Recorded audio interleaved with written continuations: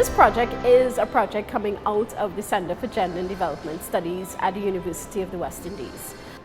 It is a research project that looks at child sexual abuse over a 3-year period.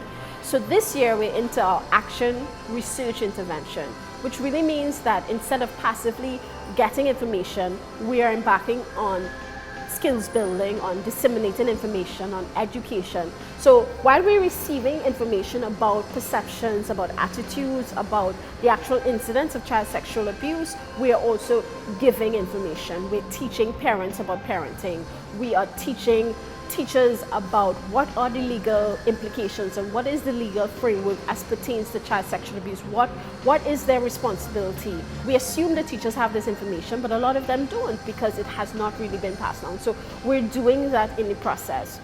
Mommy, I can talk to you about something. Yes, you can talk to me, but do work while you're talking now.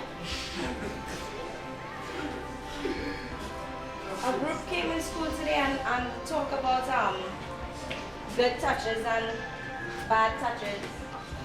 Mommy, I can't be home and Uncle Cecil home again. Why not?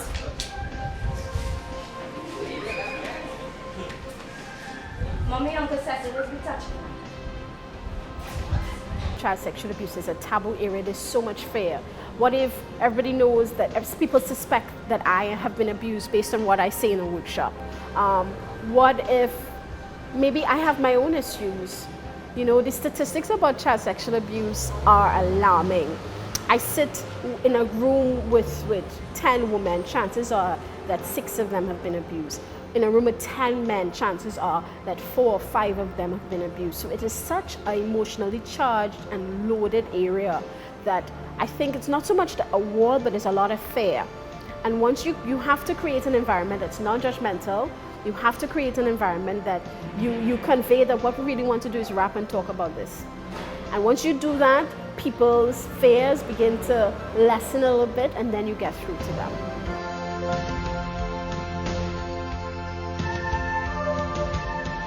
When you come into an environment like this, where you don't have to stay, no child here had to stay, and you see people stay at 5 minutes after the school bell has gone, that says that we have reached them.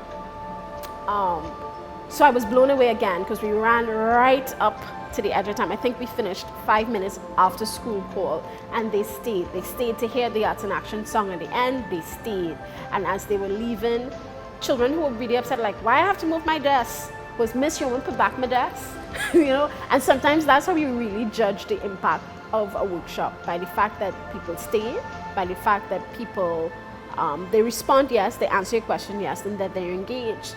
Also remember that when faced with 3 scenarios, they chose the scenario that dealt with child sexual abuse. That also tells us something. This is the 2nd time we have done this Arts in Action workshop since we've been doing this intervention. The first time was in Toko, and the same thing happened.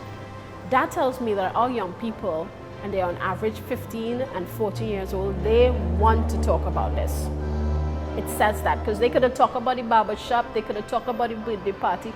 Those are two scenes that are very familiar. It have to do with boy-girl stuff and flirting, but they wanted to talk about this uncle who they suspected was sexually abusing this little girl. So I think that speaks a volume about the impact of the workshop.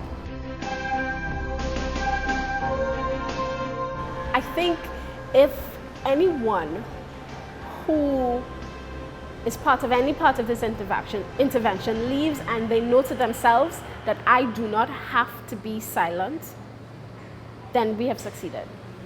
And if at 15, or at 18, at 14, you know that silence is not your only option, then I think we've done something.